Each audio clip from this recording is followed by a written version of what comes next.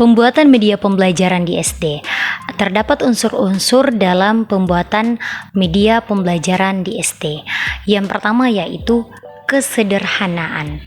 Secara umum, kesederhanaan itu mengacu kepada jumlah elemen yang terkandung dalam suatu visual. Jumlah elemen yang lebih sedikit memudahkan siswa untuk menangkap dan memahami pesan yang disajikan oleh visual itu. Kata-kata harus memakai huruf sederhana dengan huruf mudah terbaca dan tidak terlalu beragam dalam tampilan visual. Kalimat-kalimat harus ringkas tetapi padat dan mudah dimengerti. Yang berikut keterpaduan. Keterpaduan mengacu pada hubungan yang terdapat di antara elemen-elemen visual yang ketika diamati akan berfungsi secara bersama-sama. Elemen-elemen itu harus saling terkait dan menyatu sebagai suatu keseluruhan sehingga visual itu merupakan suatu bentuk menyeluruh yang dapat dikenal, dapat membantu pemahaman pesan dan informasi yang dikandungnya.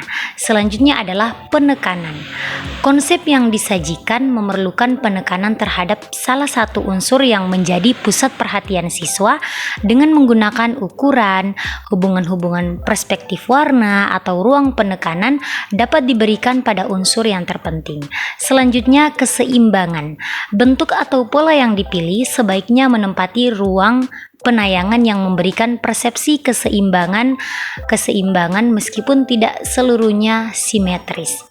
Keseimbangan yang seluruhnya simetris disebut keseimbangan formal dengan menampakkan dua bayangan visual yang sama dan sebangun yang cenderung tampak statis. Sedangkan keseimbangan informal tidak seluruh simetris yang memberi kesan dinamis dan menarik perhatian. Selanjutnya bentuk. Bentuk yang aneh dan asing bagi siswa dapat membangkitkan minat dan perhatian. Oleh karena itu, pemilihan bentuk sebagai unsur visual dalam penyajian pesan perlu diperhatikan. Selanjutnya, langkah-langkah pembuatan media pembelajaran. Nah, langkah-langkah pembuatan media pembelajaran yang pertama yaitu menganalisis kebutuhan dan karakteristik siswa. Kebutuhan dalam proses belajar mengajar adalah kesenjangan antara apa yang dimiliki siswa dengan apa yang diharapkan. Contoh, jika kita mengharapkan siswa mampu membandingkan proses perpindahan kalor dengan cara konduksi, konveksi, dan radiasi. Nah, setelah kita menganalisis kebutuhan siswa, maka kita juga perlu menganalisis karakteristik siswanya, baik menyangkut kemampuan pengetahuan atau keterampilan yang telah dimiliki siswa sebelumnya. Yang berikut, merumuskan tujuan pembelajaran instruksional, objektif dengan operasional dan khas untuk dapat merumuskan tujuan instruksional dengan baik. Ada beberapa ketentuan yang harus diingat, yaitu tujuan pembelajaran harus berorientasi kepada siswa.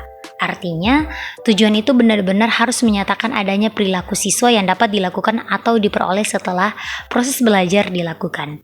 Dan yang berikut yaitu merumuskan butir-butir materi secara terperinci yang mendukung tercapainya tujuan pembelajaran. Nah, penyusunan rumusan butir-butir materi adalah dilihat dari sub kemampuan atau keterampilan yang dijelaskan dalam tujuan khusus pembelajaran, sehingga materi yang disusun adalah dalam rangka mencapai tujuan diharapkan dari kegiatan proses belajar mengajar tersebut.